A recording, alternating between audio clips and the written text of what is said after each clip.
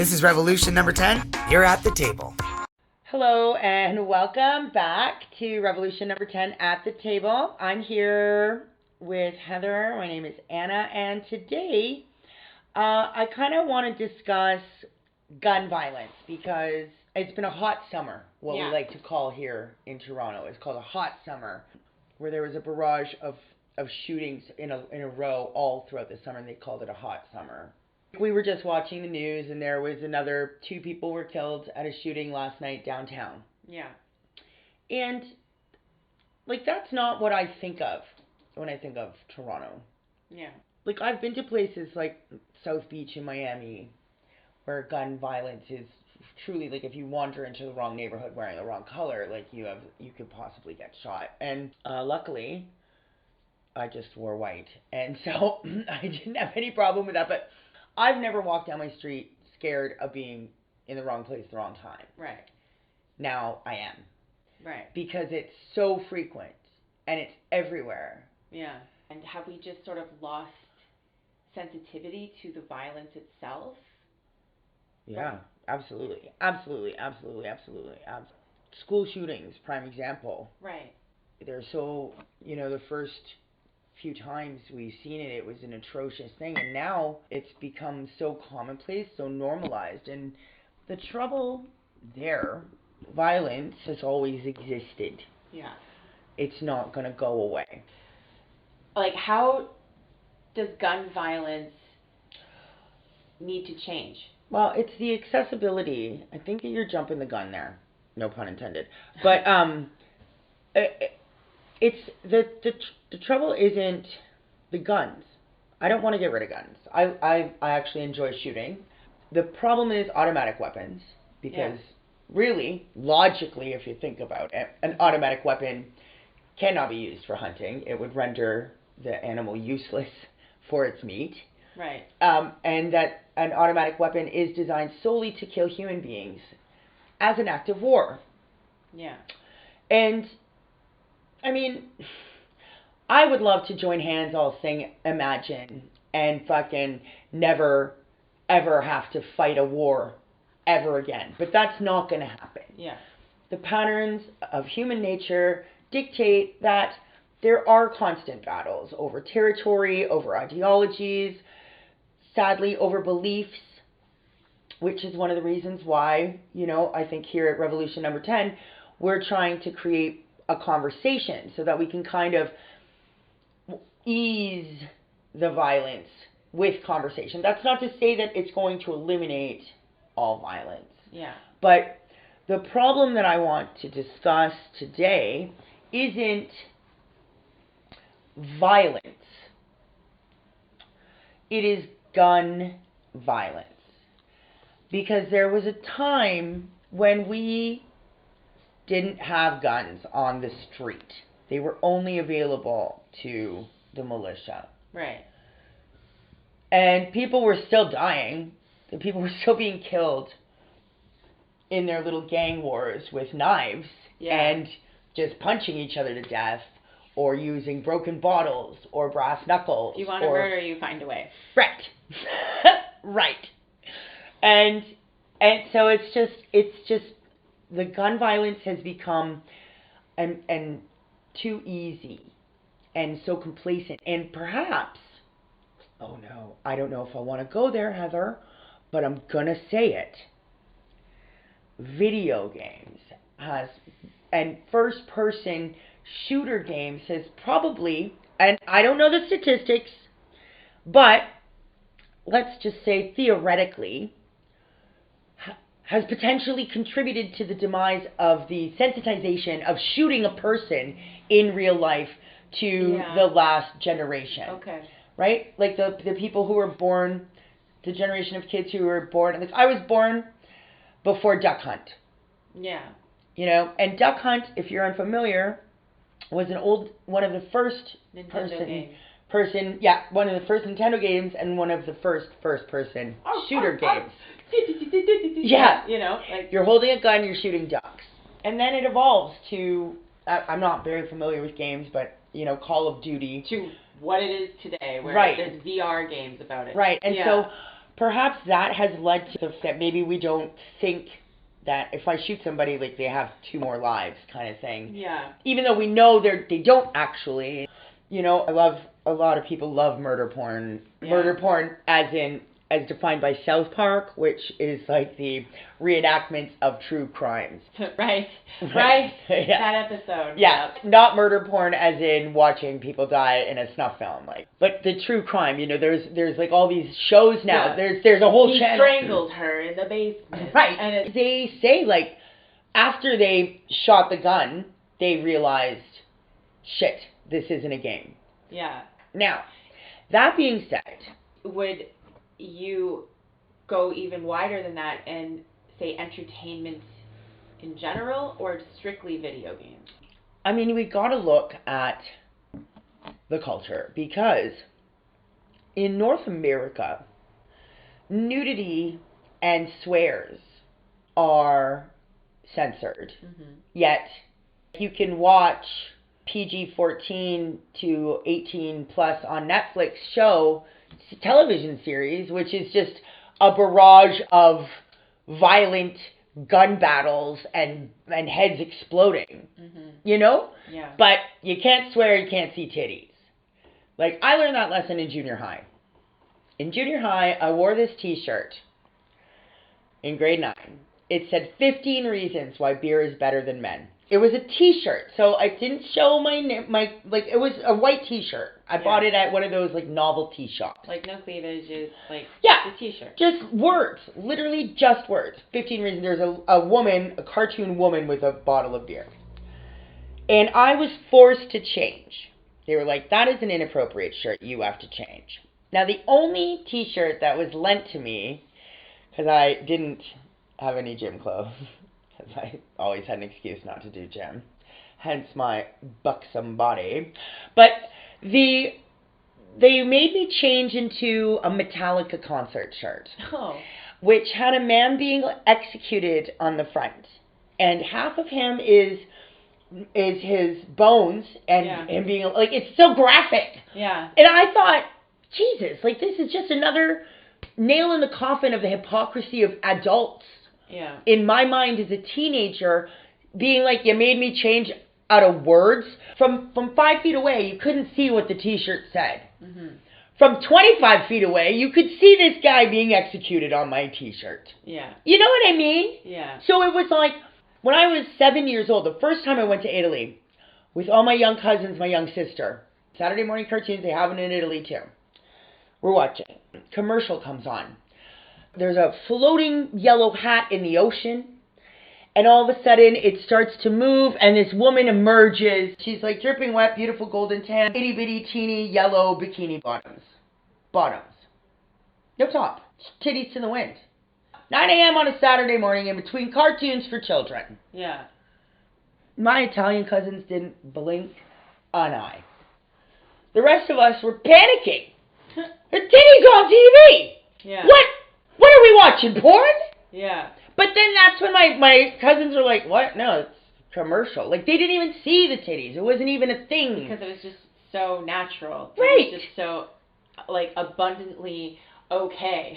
Yeah, and so, but here we can't see titties, but we can watch people shoot each other down in the street. Like, it's commonplace. Like, blood is far more forgiving than skin. That doesn't make sense, and that contributes to the issue of which we are discussing today, that of gun violence and how it has become normalized, and that it's a fundamental issue that starts at the beginning. Yeah. That we're taught that nudity is wrong, but standing your ground and fighting for your possessions is perfectly legitimate. Mm-hmm. If you stab somebody for trying to steal your money and they die because they're starving and there's no infrastructure to help them get ahead, right? Like, who knows what the circumstances are? Yeah.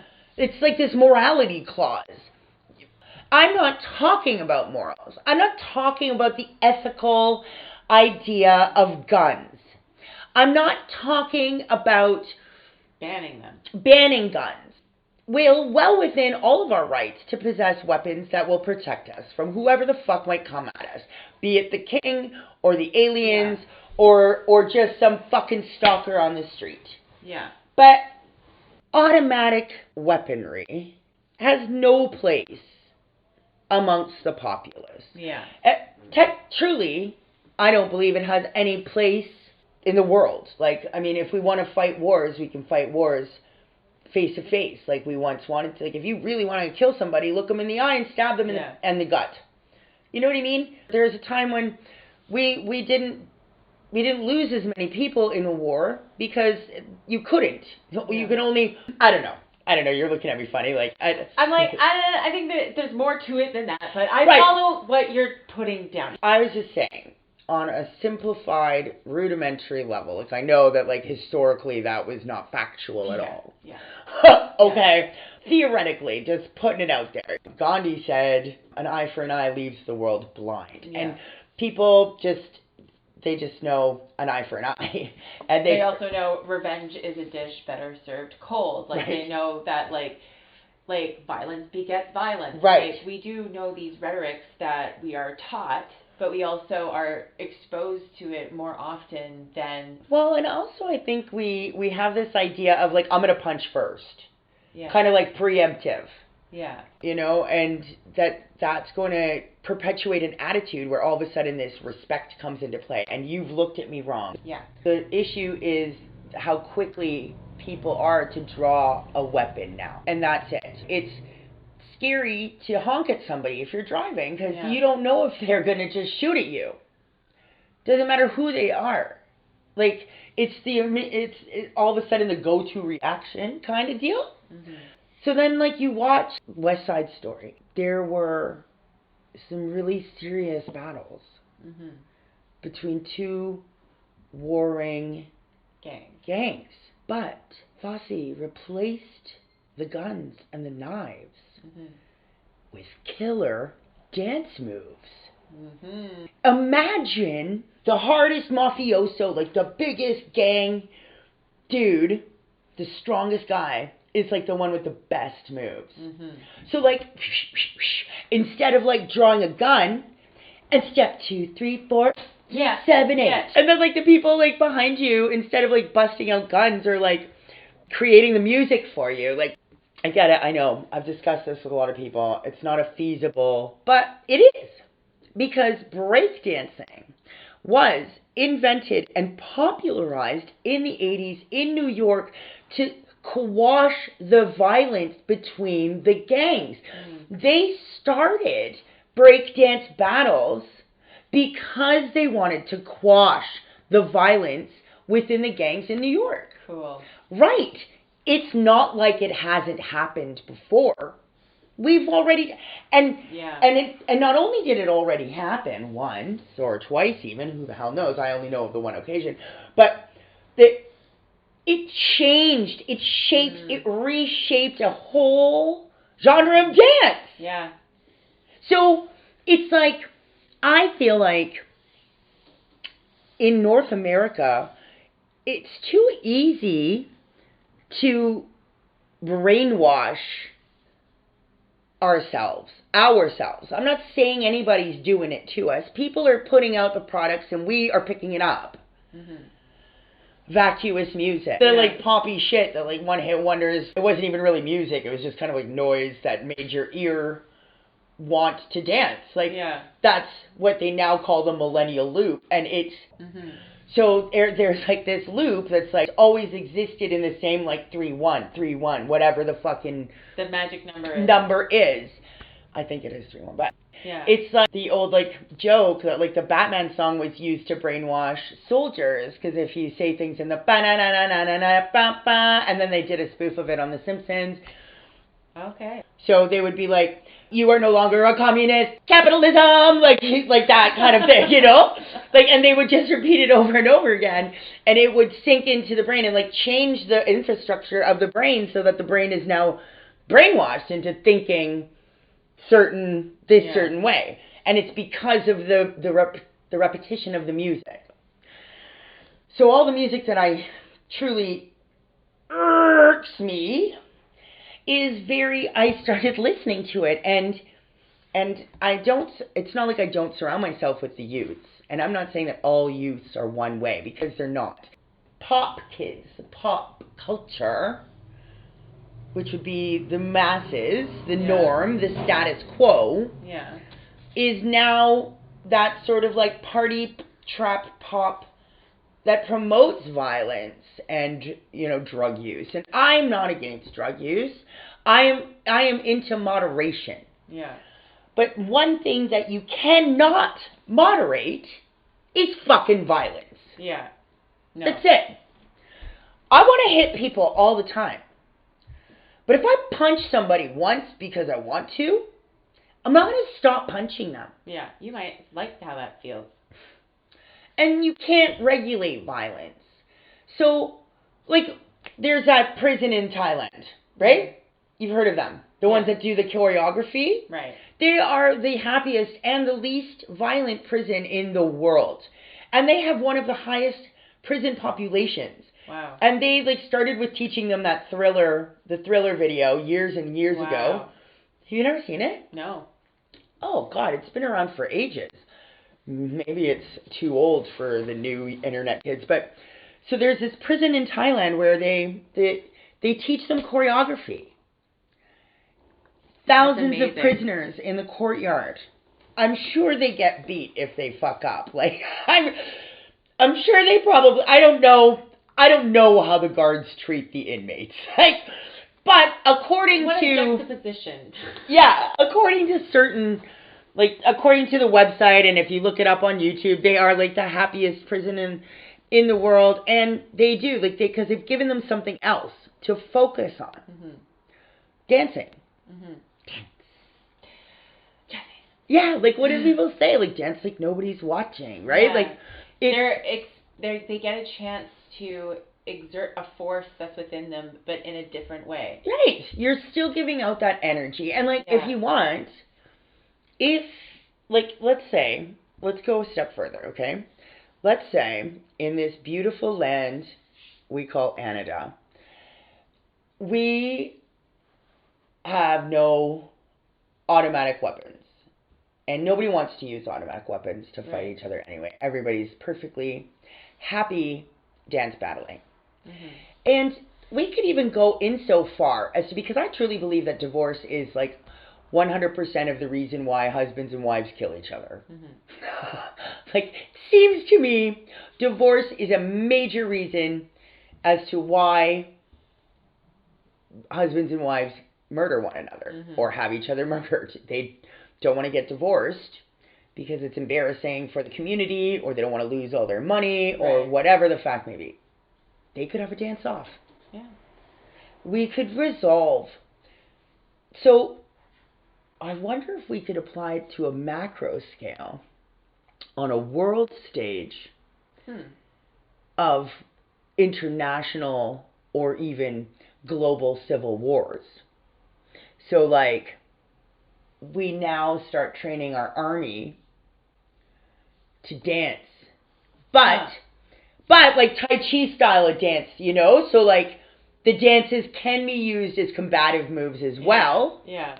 If and only if the enemy approaches with a weapon. Yeah. Besides their dance shoes. So somebody approaches with a spear or a knife, because remember, guns don't exist. Right. Automatic weapons don't exist. Yeah. And for the sake of argument in this philosophical, beautiful world, guns exist, but only insofar as to hunt animals. What people keep saying they're for protection, it stays at home for protection, or hunting for for sustainment and for living. If you want to go hunting for animals. Oh, and I know this sounds ridiculous. Okay? I know it sounds ridiculous. So far it seems nonsensical, but with feasible elements. It is nonsensical because of the way that we think. Mm-hmm.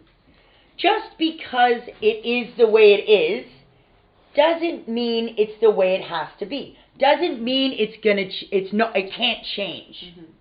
Yes, the norm right now is to bust a cap in someone's ass. That's the norm.